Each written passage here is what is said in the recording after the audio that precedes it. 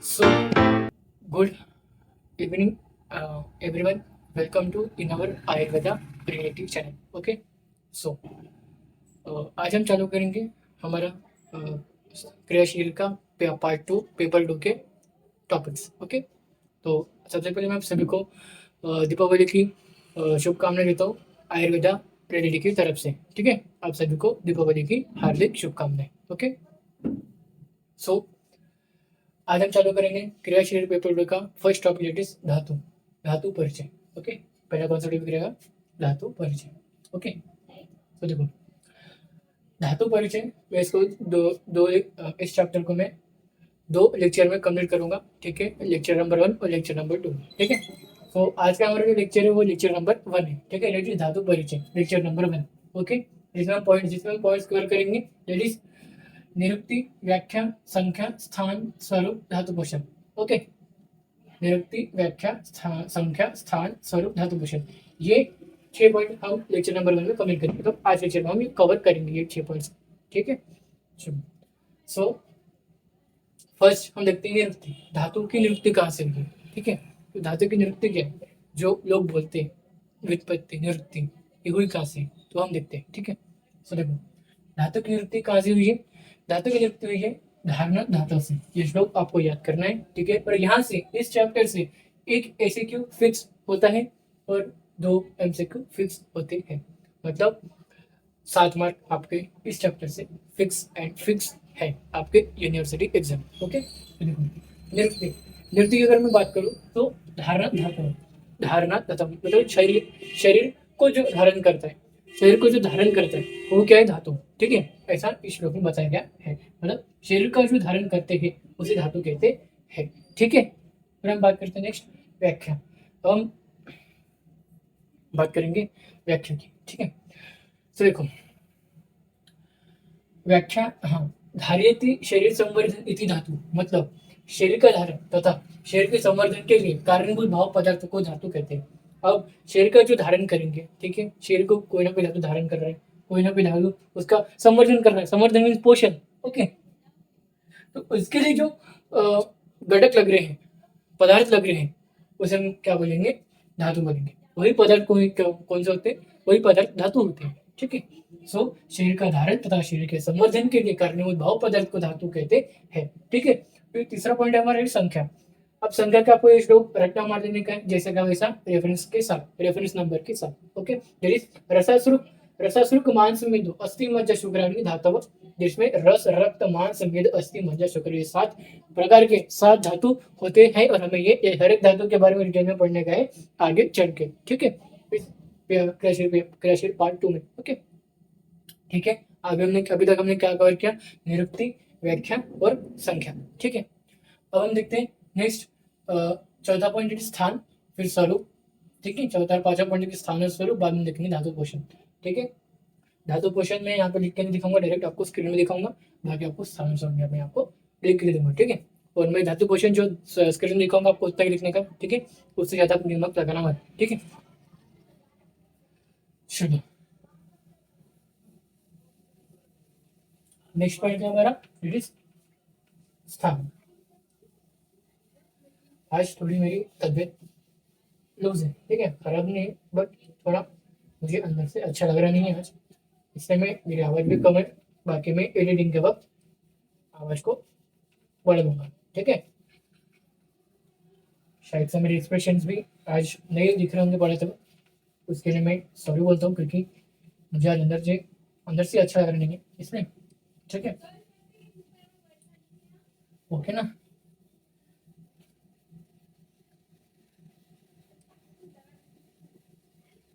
चलो अब देखते हैं स्थान। ओके, ये मम्मी स्थान। ओके, अब स्थान हर एक धातु के स्थान लिखना पड़ेगा हमें। कितने धातु है? 7 धातु, तो हम 7 धातु के स्थान देखेंगे। ठीक है, स्थान में स्थान, नेक्स्ट क्या लिखेंगे? स्थान। ओके, ओके, चलो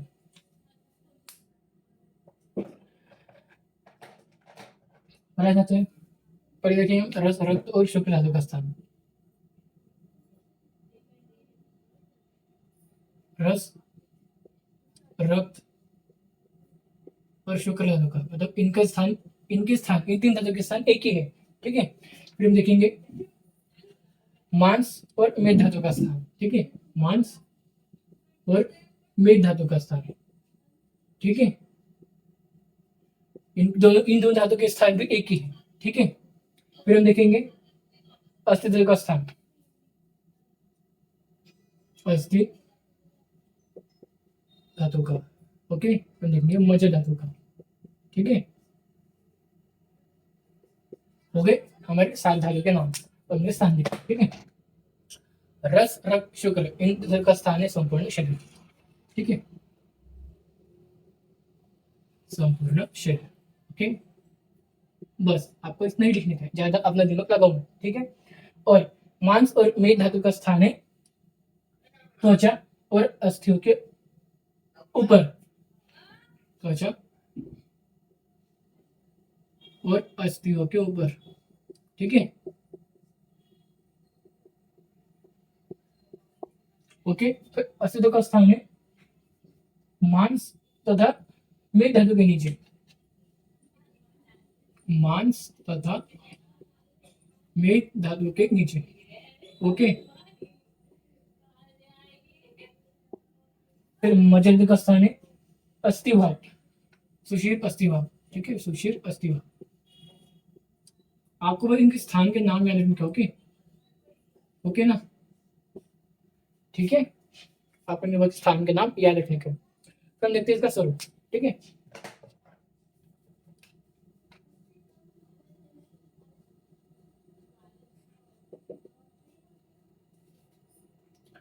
स्वरूप क्या होता है देखो, इसमें हम देखेंगे स्वरूप में भी रस, रक्त, शुक्र के सबसे पहले रस, रक्त और शुक्र के, बाद में हम देखेंगे मांस के,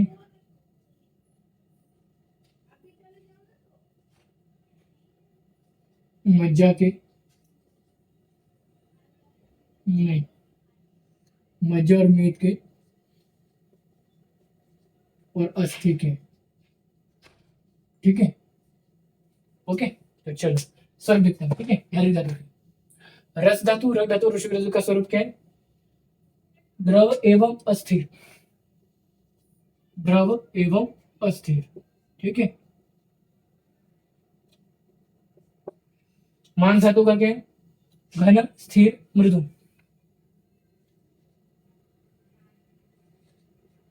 घन,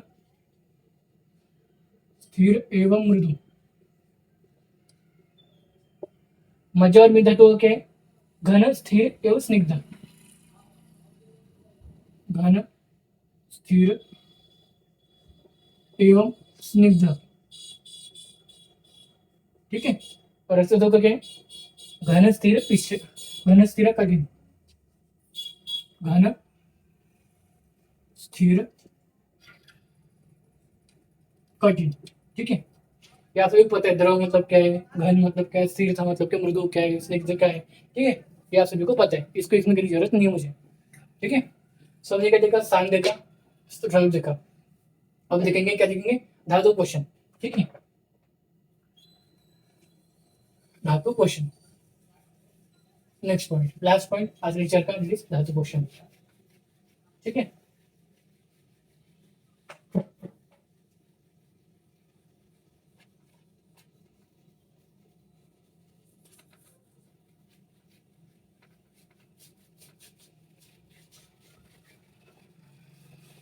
धातु पोषण।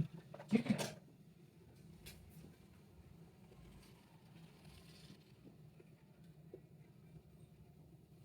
धातु पोषण दो तरीके से होता है। ठीक है, सबसे पहला होता है आहार रस द्वारा, जो पहला आहार रस के द्वारा होता है। ठीक है, और दूसरा होता है पूर्व धातु द्वारा। बस ये दो मेथड के द्वारा धातु का पोषण होता है। ठीक है, अब आपको मेरी साइड के स्क्रीन दिख रहा होगा कि आहार रस के द्वारा धातु का पोषण कैसे होता है। देखो, श्लोक है, श्लोक आपको करने की जरूरत नहीं है। ठीक है, जिनको होता है गुड़, जिनको नहीं आता है तो भी गुड़। ठीक है, देखो अंत कोष्ठाग्नि के आहार का पाचन होने पर उसमें जो सार भाग से आहार का रस का निर्माण होता है, उस आहार रस के द्वारा रसादी सप्त धातु को पोषण होता है। जो आहार रस निर्माण होता है कोष्ठ के अंदर, उसी आहार रस के द्वारा इसका पोषण होता है, धातु का, सब धातुओं का पोषण होता है। फिर पूर्व द्वार क्या बोल रहा है, जिस प्रकार आहार रस के धातुओं का पोषण होता है, उसी प्रकार शरीर के पूर्व धातु अपने उत्तरोत्तर धातुओं की पुष्टि करता है। धातुओं के अपनी पूर्वोत्तर धातुओं से ही आहार प्राप्त करते हैं, अर्थात धातु ही धातु का आहार होती है। बस आपको इतना ही लिखने का है, बस आपको मैं स्क्रीन दिखाऊंगा इतना, बस इतना है कि खत्म करने का है योग्राफी धातु पोषण, बस। ओके, हम बस धातु उसका सामान्य परिचय देखें तो हमें इतना ही लिखना पड़ेगा। ओके, तो हमने क्या क्या देखा आज, निरुक्ति, व्याख्या, संख्या, स्थान, स्वरूप और धातु पोषण। ठीक है, सो आज लेक्चर में यहीं पे एंड करता हूँ। लेक्चर को एंड करने से पहले बने 2-3 चीजें जो कि अपने हर लेक्चर को एंड करने से पहले बताता हूँ। ठीक है,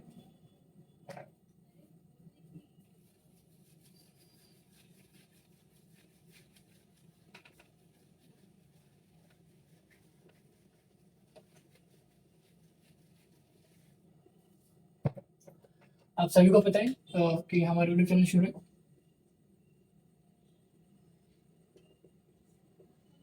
Ayurveda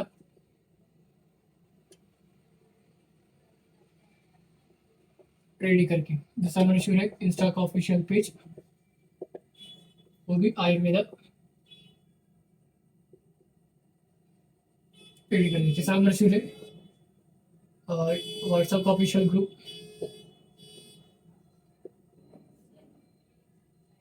BMS first year notes and lectures, चौथा वर्ष टेलीग्राम का चैनल, इसका भी नाम है BMS